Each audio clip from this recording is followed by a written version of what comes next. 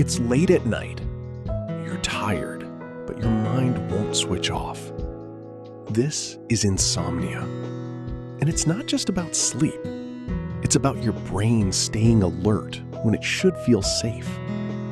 Science shows your brain stays awake when it senses stress or unfinished thoughts. So instead of forcing sleep, you need to calm your nervous system first. Try this. Breathe in slowly for 4 seconds. Hold. Now breathe out for 6 seconds. Do this a few times. This tells your brain you are safe.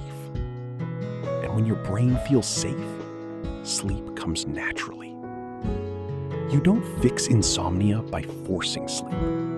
You fix it by creating calm. Follow relaxation science for more science-based sleep techniques.